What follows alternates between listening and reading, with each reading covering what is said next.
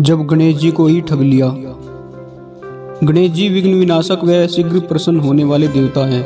अगर कोई सच्चे मन से गणेश जी की वंदना करता है तो गौरी नंदन तुरंत प्रसन्न होकर उसे आशीर्वाद प्रदान करते हैं।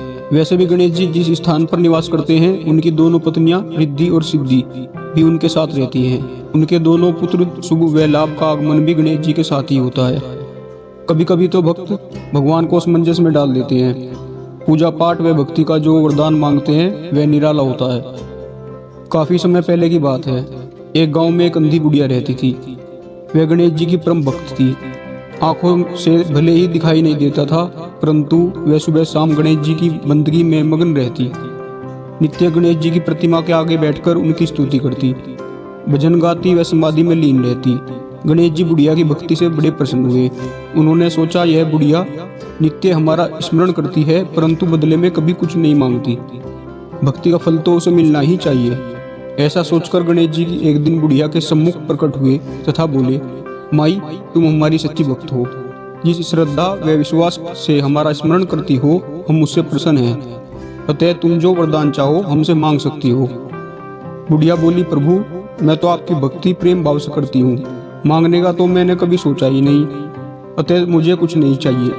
गणेश जी पुनः बोले, हम वरदान देने के लिए आए हैं। बुढ़िया बोली, हे सर्वेश्वर, मुझे मांगना तो नहीं आता। अगर आप कहें तो मैं कल मांग लूंगी। तब तक मैं अपने बेटे व बहू से भी सलाह मशविरा कर लूंगी। गणेश जी कल आने का वादा करके वापस लौट गए। बुढ़िया का एक पुत्र व बहू थे। बुढ़िया ने सारी बात उन्हें बताकर सलाह मांगी। बेटा बोला, माँ, तुम गणेश जी से ढेर सारा पैसा मांग लो, हमारी गरीबी दूर हो जाएगी, सब सुख चैन से रहेंगे। बुढ़िया की बहू बोली, नहीं, आप एक सुंदर पोते का वरदान मांगे, वंश को आगे बढ़ाने वाला भी तो चाहिए। बुढ़िया बेटे और बहू की बातें सुनकर असमंजस में पड़ गई।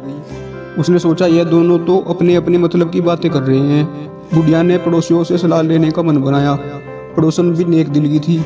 उसने बुढ़िया को समझाया कि तुम्हारी सारी जिंदगी दुखों में कटी है, अब जो थोड़ा जीवन बचा है वह तो सुख से व्यतीत हो जाए। धन अथवा पोते का तुम क्या करोगी? अगर तुम्हारी आंखें ही नहीं है तो ये संसारिक वस्तुएं तुम्हारे लिए व्यर्थ है।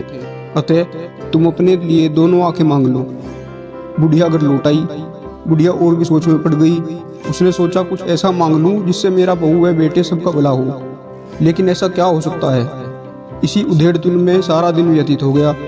बुढ़िया कभी कुछ मांगने का मन बनाती तो कभी कुछ, परंतु कुछ भी निर्धारित ना कर सकी। दूसरे दिन गणेश जी पुनः प्रकट हुए तथा बोले, आप जो भी मांगेंगे वह हमारी कृपा से हो जाएगा, यह हमारा वचन है।